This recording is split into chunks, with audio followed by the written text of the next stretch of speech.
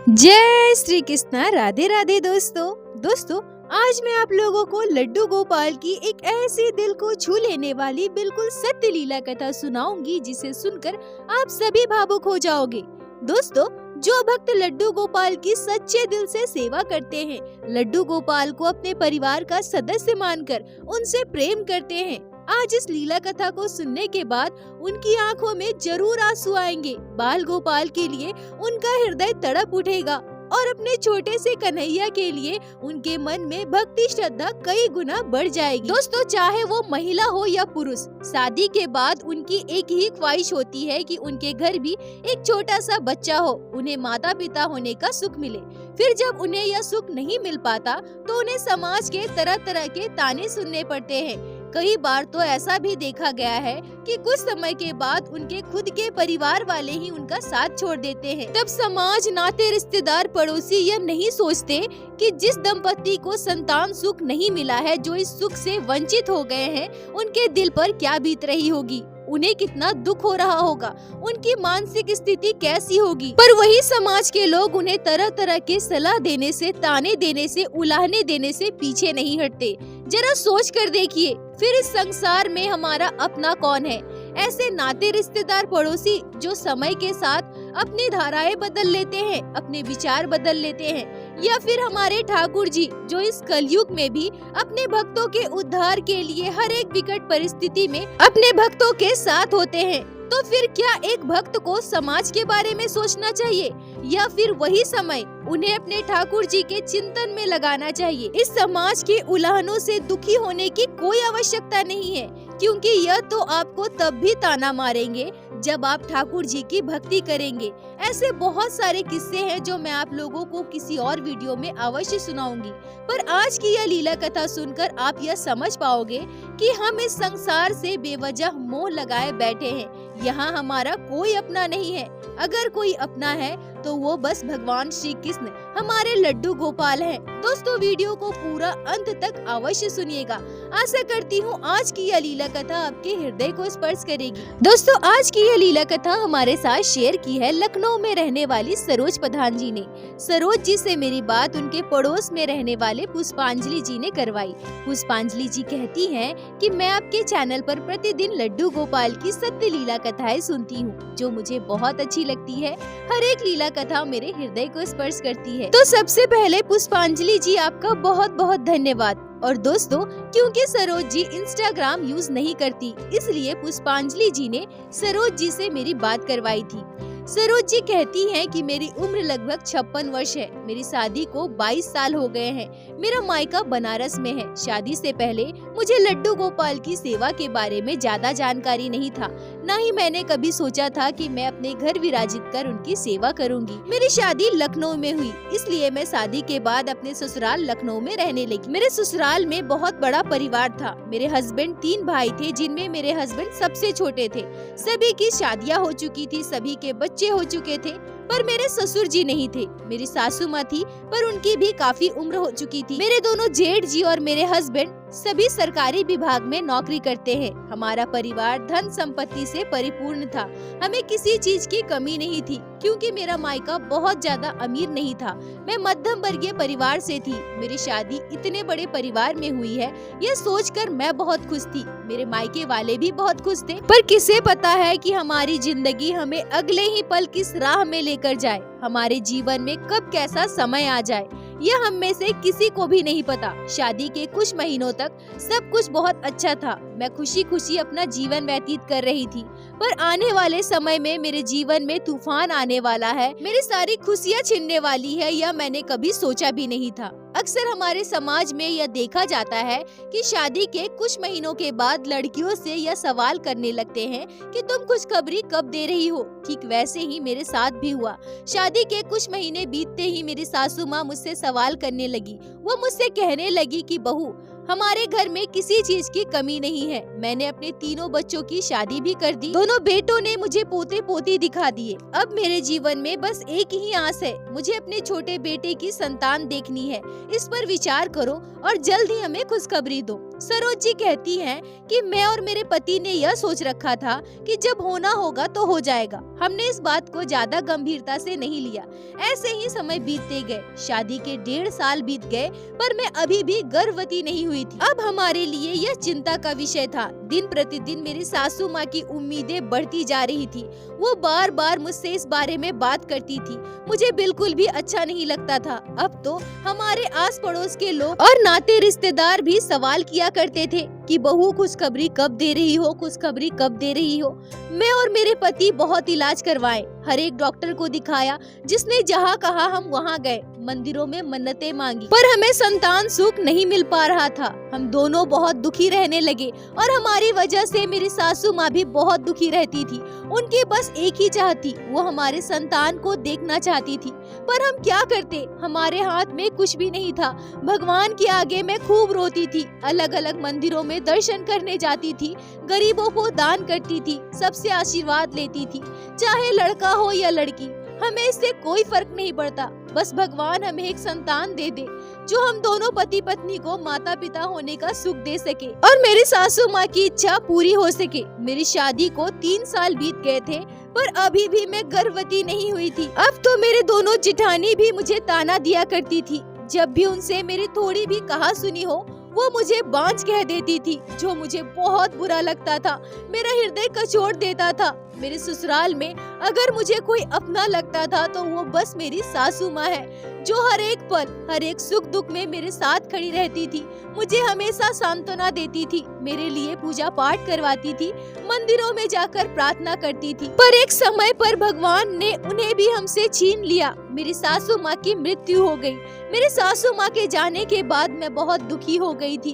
उस परिवार में मैं बिल्कुल अकेली हो गई थी। मेरे हस्बैंड भी अपने काम में व्यस्त रहा करते थे। घर पर अकेली मैं अपनी जिठानियों के ताने सुना करती थी। हमारे घर में चाहे कोई नाते रिश्तेदार आए या फिर कोई पड़ोसी, उनका बस एक ही सवाल होता था कि शादी के इतने वर्ष बीत गए, अभी भी तुम्हें कोई संतान नहीं है। अब तो मैं और मेरे पति किसी भी तीज त्योहार, शादी विवाह, किसी फंक्शन में किसी के भी घर नहीं जाते थे। बार बार लोगों के एक ही सवाल से हम परेशान हो चुके थे, जबकि सबको पता था कि हमें संतान नहीं है। फिर भी लोग बार बार जानबूझकर हमसे यही सवाल पूछा करते थे, हमारी भावनाओं को ठेस पहुंचाते थे, हमें दुखी करते थे। सरोज जी कहती है कि हमारे समाज की यह कैसी विडंबना है, लोगों को दूसरे के जख्मों को कुरेदने में मजा आता है, परायों से हम क्या ही अपेक्षा करें, जब हमारे अपने ही हमें दुखी देखकर खुश होते हैं। धीरे धीरे समय बीतता रहा और अब मेरे माता पिता की भी मृत्यु हो चुकी थी,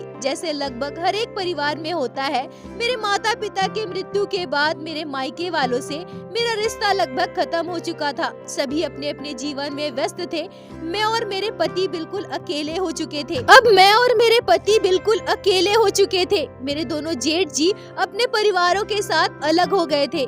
अब हम दोनों पति पत्नी को हमारे जीवन में एक बच्चे की कमी बहुत खलती थी। मेरी शादी के 6 साल बीत चुके थे, हम अभी भी निसंतान थे और धीरे धीरे अब हमने सारी अपेक्षाएं भी छोड़ दी थी। समाज के तानों से हम बहुत परेशान हो चुके थे और हमने अब इस परिस्थिति को स्वीकार कर लिया था। तभी हमारे जीवन में एक नया सवेरा आया। हमें हमारे ठाकुर जी मिले, मेरे लड्डू गोपाल मेरे जीवन में आए। अब हम दोनों पति पत्नी अधिकतर समय पूजा पाठ में व्यतीत करते थे, क्योंकि जो शांति हमें मंदिरों में जाकर पूजा पाठ करने में मिलती थी, भजन कीर्तन करने में मिलता था, वो इस संसार में और कहीं नहीं था। मेरी शादी के लगभग 7 साल के बाद हम पहली बार इस्कॉन मंदिर गए थे। वहाँ हमें एक परिवार मिला जो अपने साथ अपने लड्डू गोपाल को लेकर आया था। मैंने पहली बार किसी भक्त को लड्डू गोपाल से इतना प्रेम करते, इतना लाड लड़ाते देखा था। इस संसार में हर एक इंसान से हमारी मुलाकात किसी न किसी उद्देश्य से होती है। उनके गोद में विराजित लड्डू गोपाल मुझे बहुत प्यारे लग रहे थे। वो महिला मुझे बहुत अच्छी और मिलनसार लग रही थी। ऐसा लग रहा था कि उन्हें मैं वर्षों से जानती हूँ। जब उन्होंने मुझसे मेरे बच्चे के बारे में पूछा, तब मैंने उन्हें पूरी बात बताई और तब उन्होंने मुझसे यह कहा कि यह हमारे ठाकुर जी हैं। तुम्हें पता है, मुझे भी कोई संतान नहीं है। मेरे लड्डू गोपाल को ही मैंने अपना संतान मान लिया है। मैं बेटे के रूप में इनकी सेवा करती हूँ और जहाँ भी जाती हूँ अपने लड्डू गोपाल को अपने साथ लेकर जाती हूँ। मेरी मानो तो तुम भी एक लड्डू गोपाल ले लो, उन्हें अपना संतान मानो। देखना, तुम्हारे कोख से जन्मे हुए संतान तुम्हें इतना सुख नहीं दे सकता जितना तुम्हें तुम्हारे ठाकुर जी देंगे। सरोज जी कहती हैं कि उस महिला की हर एक बात हम दोनों पति पत्नी के दिल को स्पर्श कर गई। शायद हमारे ठाकुर जी ने ही उन्हें हमारे जीवन में भेजा था ताकि हमारे लड्डू गोपाल हमारे जीवन में आ सके, हमारे जीवन को संपूर्ण रूप से बदल सके। उसके बाद मैं वहीं से लड्डू गोपाल का एक सुंदर सा विग्रह अपने घर लेकर आई और उन्हें अपना संतान मानकर उनकी सेवा करने लगी। इतने कम समय में लड्डू गोपाल के लिए हम दोनों पति पत्नी के मन में इतना प्रेम, इतना भक्ति, ये सब लड्डू गोपाल का ही चमत्कार था। लड्डू गोपाल के हमारे जीवन में आने के बाद हमें ऐसा लग रहा था कि हमारे जीवन में संतान की कमी पूरी हो गई हो। अब हम दोनों पति पत्नी कहीं भी जाते थे तो अपने लड्डू गोपाल को साथ लेकर जाते थे। लड्डू गोपाल के लिए सुंदर सुंदर पोशाक खरीदते थे, उनका सुंदर श्रृंगार करते थे।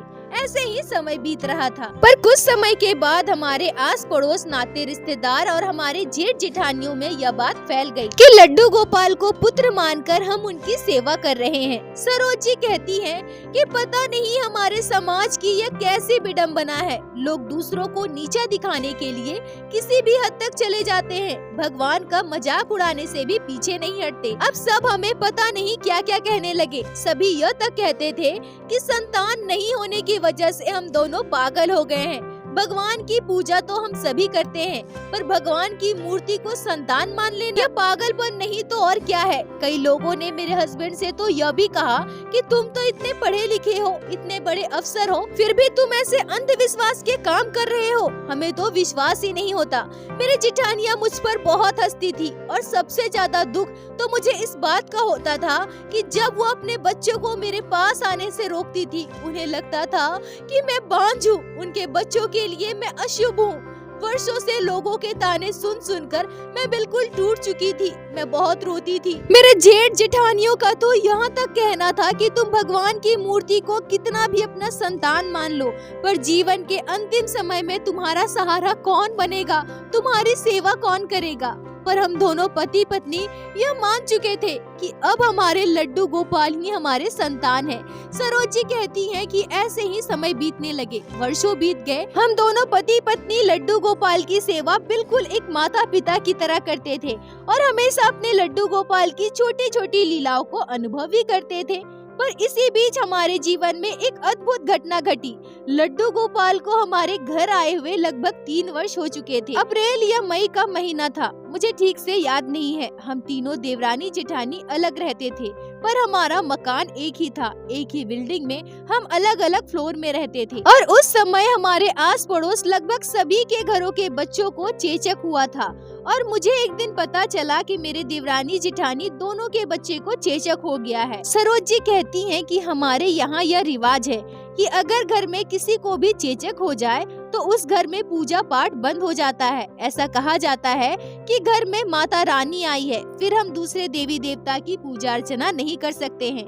मेरे दोनों जेठानी साथ साथ मेरे घर आई और मुझसे कहती है कि तुम्हें तो पता ही होगा हमारे बच्चों को चेचक हुआ है और इस समय घर में पूजा पाठ नहीं करना चाहिए। तुम भले ही हमसे अलग रहती हो, पर हो तो हमारे ही घर की। तुम बहुत पूजा पाठ करती हो ना, इसलिए तुम्हें बताना जरूरी था। हमारे बच्चों का कोई अमंगल हो यह हम नहीं चाहते, इसलिए तुम्हें बता दे रहे हैं। तुम आज से अपने घर में पूजा पाठ बंद कर दो। मैंने अपनी जेठानियों से कहा कि दीदी ठीक है, मैं अपने घर में कोई पूजा पाठ नहीं करूँगी। मैं बस अपने लड्डू गोपाल को भोग लगा दिया करूँगी, मैं दिया बाती तक नहीं करूँगी। बस इतना सुनते ही मेरे दोनों जेठानियाँ गुस्सा हो गई और मुझसे कहने लगी कि ये क्या मतलब है, दिया बाती नहीं करूँगी, पूजा पाठ नहीं करूँगी और भगवान को भोग लगाऊंगी। मैं उनसे कहती हूँ कि दीदी, लड्डू गोपाल को मैं अपना संतान मानती हूँ और एक माँ अपने संतान को भूखा कैसे रख सकती है। मैंने आपसे कहा ना दीदी, मैं दिया बाती कुछ भी नहीं करूँगी, मैं बस अपने लड्डू गोपाल को भोग लगाऊंगी। सरोज जी कहती हैं कि मेरी जेठानियाँ गुस्से में मुझसे कहती है कि देखो, अब तुम्हें संतान नहीं है, तुम्हें भगवान ने कोई संतान नहीं दिया, तो इसका मतलब यह नहीं है कि तुम हमारे बच्चों का अमंगल चाहोगी। तुम भले ही भगवान को अपना संतान मानती हो, पर ये है तो भगवान ही ना। तुम्हारे चाहने से ये कोई तुम्हारे संतान नहीं हो जाएंगे। हम अपने बच्चों का बुरा नहीं चाहते, इसलिए तुम्हें आखिरी बार कह देते हैं, कुछ दिनों के लिए लड्डू गोपाल की सेवा छोड़ दो। तुम खुद को कितना नीचे गिराओगी, हमारे बच्चों के साथ बुरा मत करो। सरोज जी कहती हैं कि उनकी बातें मुझे बहुत दुख दे रही थी, मेरी आंखों से आंसू आ रहे थे। मैं उनसे कहती हूँ कि मैं आपके बच्चों को बचपन से पाली पोसी हूँ, मैं आपके बच्चों का बुरा कैसे चाह सकती हूँ।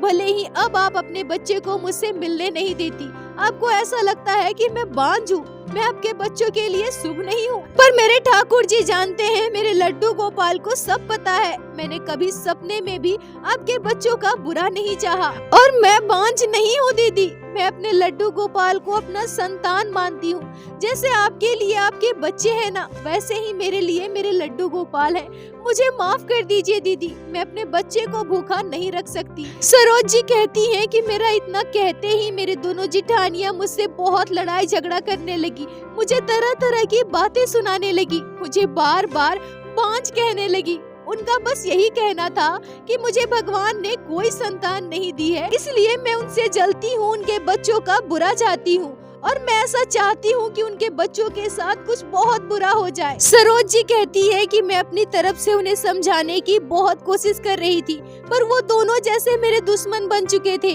उनके मुंह में जो आ रहा था वो मुझे वही कह रहे थे। मैं खड़ी होकर बस रोए जा रही थी। मैंने रोते हुए उनसे बस एक ही बात कही कि दीदी मुझे संतान नहीं है, इसलिए आप मुझे बांझ कह रही है ना, पर मैं खुद को बांझ नहीं मानती। मेरे पास दुनिया का सर्वोत्तम संतान है, मेरे लड्डू गोपाल है। पर तभी मेरी बात सुनकर मेरी जिठानी कुछ ऐसा कहती है जिसे सुनकर मुझे बहुत दुख होता है। मेरी बड़ी जिठानी कहती है कि अगर ये तुम्हारे संतान होते ना, तो इस मोहल्ले में सभी के बच्चे को चेचक हुआ है, हमारे बच्चे को भी चेचक हुआ है।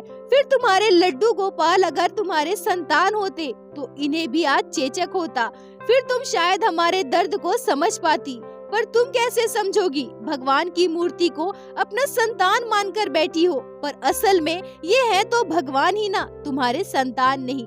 यह कहकर मेरी दोनों जेठानी अपने घर चली जाती है। अब मुझे बहुत बुरा लग रहा था, मैं बुरी तरह से पागलों की तरह रो रही थी। मैं रोते रोते सीधे अपने लड्डू गोपाल के पास गई और उनके चरणों को पकड़कर रोने लगी। मैं अपने बाल गोपाल से रोते हुए कहने लगी, गोपाल क्या तुम मेरे संतान नहीं हो, मैं तेरी मैया नहीं हूँ? अगर ऐसा है तो तुम मेरे जीवन में क्यों आए गोपाल? और क्या सच में मेरी जिठानियाँ सही कह रही थी? मैं एक माँ की व्यथा को समझ नहीं सकती। हे मेरे कान्हा, अगर मैं बांझ हूँ तो फिर तुम कौन हो? मैं तो तुम्हें कभी भगवान मानी ही नहीं, तुम तो मेरे लिए मेरे बच्चे हो ना। फिर इतने वर्षों के बाद भी मुझे सबके ताने क्यों सुनने पड़ते हैं? यह कहकर मैं जोर जोर से अपने लड्डू गोपाल के चरणों को पकड़कर रोने लगी। शाम को जब मेरे हस्बैंड घर आए तो मैंने उन्हें पूरी बात बताई। मेरे हस्बैंड भी मेरी बात सुनकर बहुत दुखी हो गए और मुझे शांत करवाने लगे, मुझे सांत्वना देने लगे, मुझसे कहने लगे जिन्हें जो कहना है कहे, पर हमें पता है कि लड्डू गोपाल हमारे संतान है। सरोज जी कहती है कि उसी रात मेरे जीवन में एक ऐसी घटना घटी जिसे सुनकर आप सभी के रोंगटे खड़े हो जाएंगे। मैंने एक आश्चर्यजनक सपना देखा। मैंने कुछ ऐसा देखा था जिसे मैं अपने पूरे जीवन काल में कभी नहीं भूल सकती।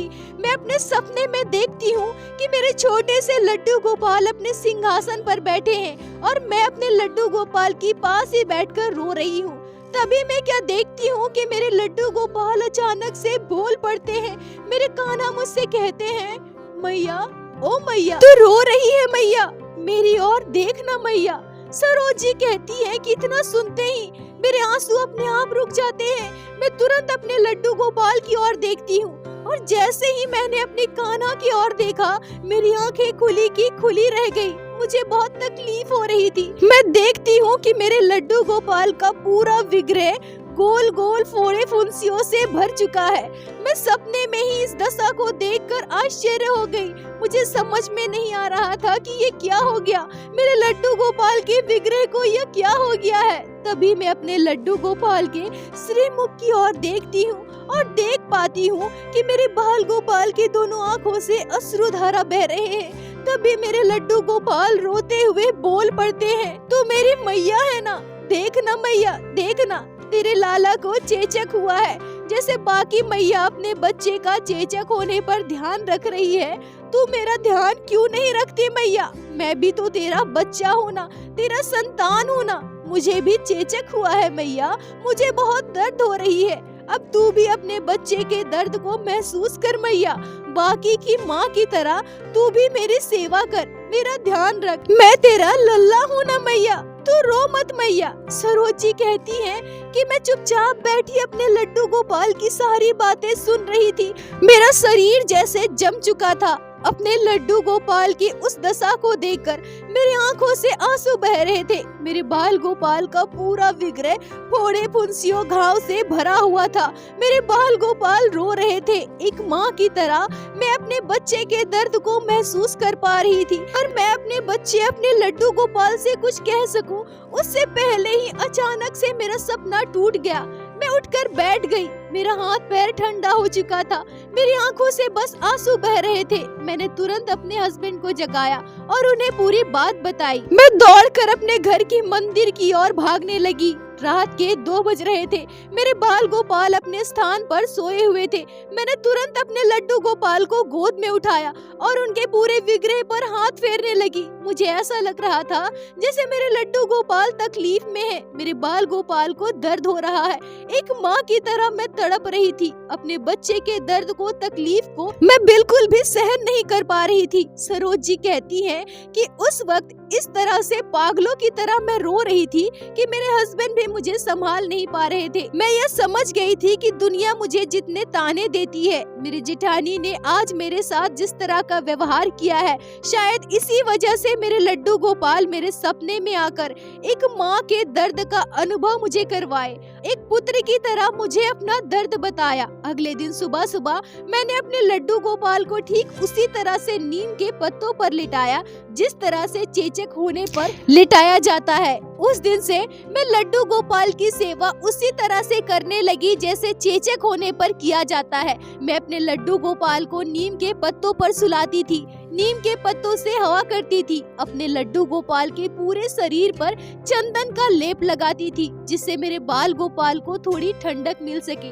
मुझे सच में ऐसा लग रहा था कि मेरे लड्डू गोपाल दर्द में है, तकलीफ में है। मैं उनकी पीड़ा को समझ पा रही थी और जैसे जैसे दिन बीत रहे थे मुझे यह महसूस हो रहा था कि मेरे बाल गोपाल ठीक हो रहे थे। मेरे दिल में जो उलझन चल रही थी, जो दर्द मैं अपने बच्चे के लिए महसूस कर पा रही थी, समय के साथ साथ मेरा मन अपने आप शांत हो रहा था। मुझे ऐसा लग रहा था कि मेरा बच्चा ठीक हो रहा है। जब मेरी जेठानियों को और बाकी के लोगों को इस बात का पता चला तो सभी ने मेरा बहुत मजाक उड़ाया। सभी यह भी कहते थे कि मैं पागल हो चुकी हूँ और कईयों का तो यह भी कहना था कि मैं सब दिखावा कर रही हूँ। पर मेरा दिल जानता था मैंने कभी भी दिखावा नहीं किया। पूरे 11 दिन के बाद मैंने अपने बाल गोपाल को पूरे नियम के साथ स्नान करवाया। चेचक के बाद जिस तरह से ध्यान रखा जाता है, अपने बच्चे को ठंड से बचाया जाता है, बिल्कुल उसी तरह से मैंने अपने लड्डू गोपाल का भी ध्यान रखा। मैंने यह महसूस किया कि जैसे जैसे मेरे बाल गोपाल पूर्ण रूप से स्वस्थ हो रहे थे, मेरे लड्डू गोपाल मुस्कुरा रहे थे, मेरी ओर देख रहे थे। कुछ दिनों के बाद मैं अपने लड्डू गोपाल का मुस्कुराता हुआ स्वरूप अपने सपने में दर्शन कर पा रही थी। शायद यह लड्डू गोपाल का संकेत था। वह मुझे यह समझाना चाहते हो कि मैया अब मैं स्वस्थ हो चुका हूँ, बिल्कुल ठीक हो चुका हूँ, तू अब बिल्कुल भी परेशान मत हो, तेरा लल्ला बिल्कुल ठीक है। तेरे लल्ला ने मुझे माँ होने का अनुभव कराया है, मुझे माँ होने की खुशियाँ भी दी है और मुझे माँ होने की पीड़ा का भी अनुभव करवाया। इस घटना के बाद मैं बहुत खुश थी। मैं यह समझ चुकी थी कि इस संसार में चाहे कोई मुझे कुछ भी कहे, पर मुझे पता है कि मेरे लड्डू गोपाल मेरे संतान हैं और जितना प्रेम हम पति पत्नी अपने लड्डू गोपाल से करते हैं, उससे भी कई ज्यादा प्रेम मेरे लड्डू गोपाल हम दोनों से करते हैं। इस घटना को वर्षों बीत गए अब हम दोनों पति पत्नी बूढ़े हो रहे हैं। हमें नहीं पता कि जब हमारा अंतिम समय आएगा तो हमारी सेवा कौन करेगा, हमारे मरने के बाद हमारा अंतिम संस्कार कौन करेगा। लोगों के ताने अब मुझे बिल्कुल भी नहीं चुभते, पर मुझे अपने कान्हा पर विश्वास है। हम दोनों पति पत्नी ने अगर सच्चे मन से, सच्चे दिल से लड्डू गोपाल की सेवा की होगी तो फिर मुझे इन सब चीजों के बारे में सोचने की कोई आवश्यकता नहीं है। जिनके साथ स्वयं श्री कृष्ण के बाल स्वरूप लड्डू गोपाल हो, उन्हें भला किसी भी परिस्थिति में डरने की क्या आवश्यकता है। मेरे कान्हा मेरे साथ है और वही हमारे अंतिम समय तक हमारे साथ होंगे, यह मुझे पूर्ण विश्वास है। सरोज जी, आपका बहुत बहुत धन्यवाद जो आपने आज यह अद्भुत कथा हमारे साथ शेयर की, जिसे मैं हमारे चैनल के माध्यम से बाकी सारे भक्तों तक पहुंचा सकी। अपना साथ और प्यार ऐसे ही बनाए रखें।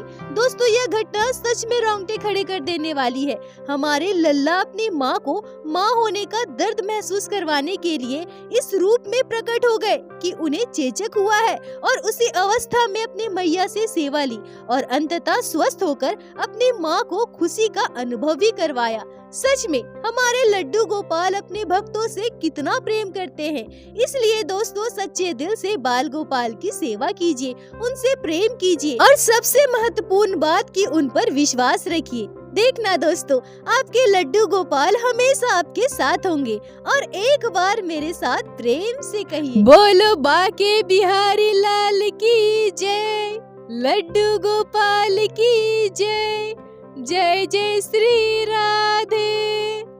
दोस्तों, यदि आप लोगों को आज की यह लीला कथा अच्छी लगी हो, आपके हृदय को स्पर्श की हो, तो कृपया वीडियो को लाइक करके अपने दोस्तों के साथ शेयर अवश्य करें, जिससे बाकी भक्त भी लड्डू गोपाल की इस अद्भुत लीला कथा को श्रवण कर सके। और हमारे चैनल को सब्सक्राइब करें, जिससे प्रतिदिन आप लोग हमारे चैनल पे श्री बाके बिहारी श्री लड्डू गोपाल की लीला कथा सुन सके। दोस्तों, यदि आपके जीवन में घटी हो कोई भी चमत्कारी घटना या लड्डू गोपाल ने कभी भी की हो कोई भी लीला जिसे आप हम सभी के साथ शेयर करना चाहते हैं, तो कृपया हमें इंस्टाग्राम पे मैसेज करें। हम आपसे कांटेक्ट करेंगे और आपकी उस लीला कथा को हमारे चैनल पे बाकी सारे भक्तों के साथ शेयर अवश्य करेंगे। लड्डू गोपाल की कृपा आप पर और आपके पूरे परिवार पर बनी रहे। राधे राधे दोस्तों।